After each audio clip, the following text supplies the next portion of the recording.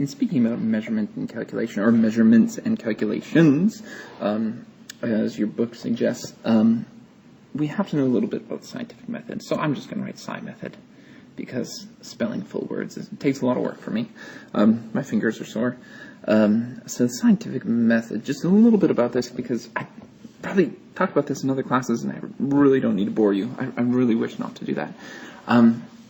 But based upon observations of nature, or say observations of chemical reactions, hypotheses are formed. Okay, hypotheses are basically an idea to explain those observations. So why are we seeing the chemical reactions we are?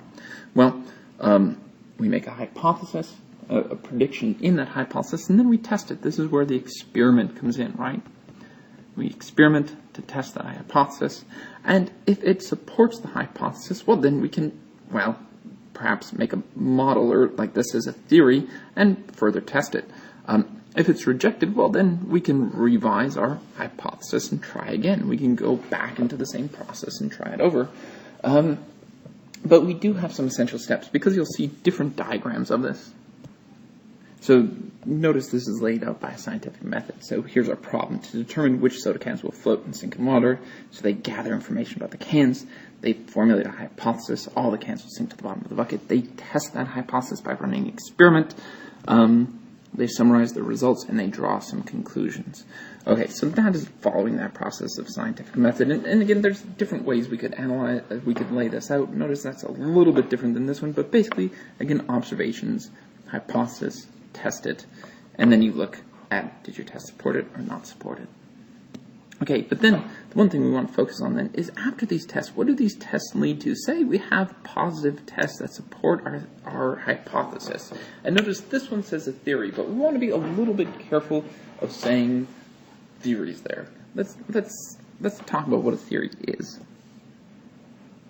When we think about models, or we think about theories, models tend to be, you run an experiment, and your data proves your hypothesis, but maybe only in a limited sense, or in limited situations. So one thing that we tend to call a model is like a Bohr model of an atom. And in a Bohr model of an atom, we talk about protons and neutrons being in the middle of it, and then electrons being on these energy levels around that nucleus. And well, that works for us if we're talking about very small atoms. And so that model can be proven by data, but only in small particular elements. When elements get bigger, the model gets a little bit more confusing, so this type of Bohr model falls apart.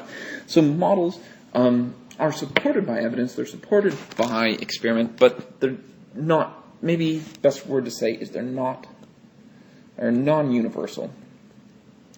When we make theories generally are universal. Universal. That's supposed to be an I, versal. So that means they'll work in any type of situation. So a theory, again, a theory is a theory because it's supported by data, by experiments. It has not been proven wrong. Once it's proved wrong, then it's no longer a theory, right? So it is a theory because it's been supported by evidence, by experiments, and there's nothing that has proved it false yet. And if these theories hang around long enough, a lot of times these theories become laws, right? They become scientific laws. First, they have to pass from the theory phase, though. So initially, the theories, nothing proves them wrong. They stick around long enough, and generally they kind of solidify into laws. But, gravity is a theory, right? Gravity is a theory. Valence shell, electron pair repulsion is a theory. It's the theory of valence shell electron pair repulsion. Okay, so these are theories, right? Obviously, evolution is a theory. Evolution is a theory. You don't see people hollering about valence shell electron pair repulsion or about gravity. For some reason, those don't affect people's belief systems, but you throw in evolution and it does, so that's kind of interesting. Not that we need to get religious or political here in scientific discussion, but anyway, these are all things that are supported by evidence and supported by experiments, and there's nothing to prove them false. If there was, then they wouldn't be theories, right? Okay. So when we are collecting data, really we can collect two types of data. We can collect data that's quantitative, there's a lot of T's in that word, or qualitative. And we do need to make sure that we are collecting both, because both gives us information. The one we tend to focus on, though, is this quantitative type of observations, because quantitative, notice the root word of quantitative is quantity. So these are number things. So these are measuring something's mass, something's volume, something's density. Preferably if we're measuring its intensive properties, right? So density would be an intensive property. Color would be an intensive property. Why did I put color there? Color would probably go on this side, though. So quantitative are based on their qualities. So color is a good intensive qualitative property. Why did I put it over there? So if we're talking about quantitative properties, these things are typically numbers. They're quantities. There's a mass, there's a volume, there's a density, there's a melting point, there's a boiling point. These are numeric things that we can record and write down. Qualities are going to be the things like color, or maybe hardness, to say something is hard.